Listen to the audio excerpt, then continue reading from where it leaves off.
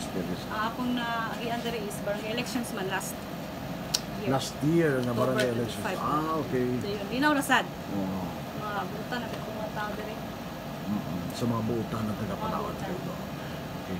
Salamat kay Labot, Ana Ma'am. And karon no, prepara mo sa tanan, ibuhat ninyo no, sa calendar of activities ninyo ng mga kalihukan. Kay sunod January no, mo naman ang election period. Then, no? Then, pero sa ang January is ang campaign period sa national lang, senatorial na level, pero sa ako diri by March pa. March pa. Sa provincial o sa local. So, may kontra diri, di na kayo. Murag kuan na gid siguro. Dili pud init gid kay wa may Dili pud kontra. pressures Ano, kung sa may kontra. Pero pud sa ako kasama ang kabahin kay. Ang mga buhaton dato lang mga required ng mga kuan duties, wala na pailain pang ano yung mga complaint or objection sa laing party kay oppose man sila. Okay, so salamat kay Labot yan, Ma'am N. Siguro ba siya na ka additional information nga buti ba yung paabot tinig mahina labi na sa mga katawhan nga namin nato sa panahon. Sa mga candidates, kaya man sila, no problem man sila, pero ang ato ang concern katong sa mga voters bitaw nga labi na gid atong nakahawa diri sa lungsod sa panahon gayon mga duha ka elections or more na pud ang ilahang wala na apili. Yeah, basin magadahom sila nga ang ilahang names ni exist pa sa ato ang system karon dayon.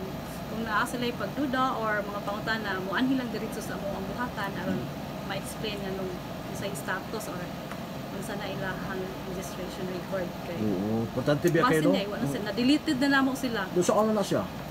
Pero katong, rest assured, nga katong deleted namo by July nga ARB hearing this year, natagaan gid namo to sila og mga notices na mail namo pinaagi sa post office, dayon. Ang uban nga nakadawat ni aning sa diri gadala tong mga notice aron ma-reactivate ang ilang record. Pero dili 100% ang namalig kay uban ng langyaw, nanarbaho ang uban pa namatay, nana case to case basis, pero og katong naalang gyud dinhi nga nadawat nila ang atong mga notices, ibalik rasod sila para ma-reactivate ang ilang record. Mo lang to, pero og dapat sila ma-question, dili answer dito sa gawas, anhi lang gyud dili sa opisina. Labi na kaduha ng eleksyon nga wala nakabuta, di ba? Kato sila, usa may rason adto nga wala sila diri out of kuan sila taon sila kay dito na narbaho sila na ilang record diri so and then twice na sila wala nakabuta elections kaning narisos diri sa una then pila ka years wala na sila nibalik then nagparehistro po sila dito sa ilang new residence na kay tuman aning employment di ba mo maging na siya requirement kung manarbaho ka ng lugar, pangayaman siya kaning registration and record mo sa as voter. Oo. Mauna, mawala sila diri, dayon ka nang namatay. Pero akaling diri sa ato sa municipality sa panahon, updated tas itong record sa mga patay.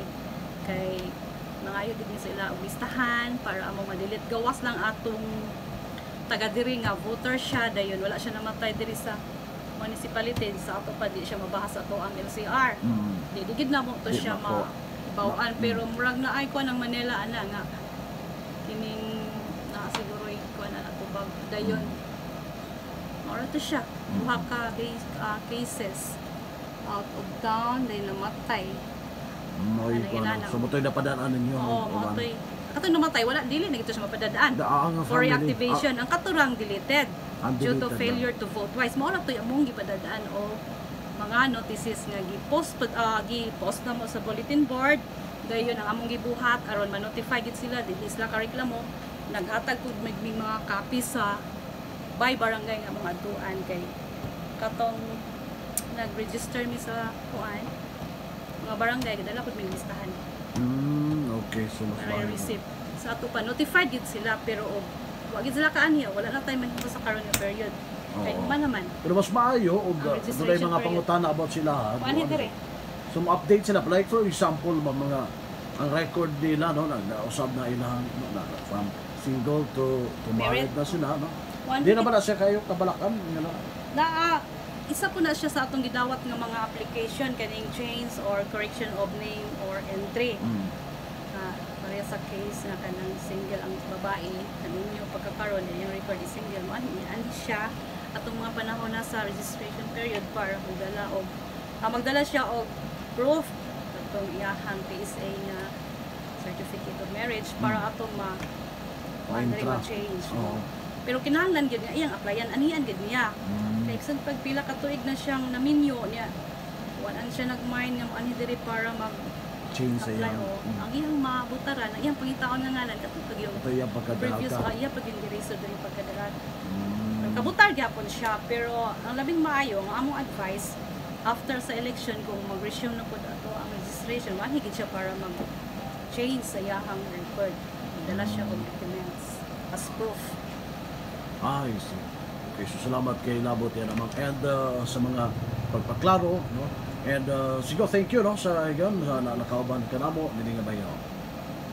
Then daghang salamat po sa inyong pag-ani para hatod po din sa mga katawan na binadiri sa lungsod sa munisipyo sa padaon. Katong akong giingon ganina nga kung naa sila yung mga questions about sa ilang status sa ilahang registration record diri ug naa pa ba active pa ba sila kung ano lang sila mintras layo pa aron mapasabot sila og makabutar pa ba sila or dili na. Oh. How about sa kuan ba magkanabang mag-serve da sa election ang mga PNP kanang kan no? Nga taga diri, di ba naman ay si term ana kana kita mag-serve sa election nga Ang mga organization ano kana ato bitaw ang PNP Oh. ready na pud sila sa ilaha dito pud nga sa kuan lagi may coordination na. naa coordination Always. magita sa kuan sa basta na election mag-coordinate dito sa tanang mga government agencies labi na gud sa PNP sa DepEd LGU. mga LGU labaw na gyud kay sila ba yung naa diri. Ma'am, thank you. Salamat gayo. Thank you pod. Okay, ito na kauban. Si Ma'am Darlene Alo, no, election officer 2, nakaroon sa Batan sa Commission Elections sa Panaon, Misamis Occidental. Thank you.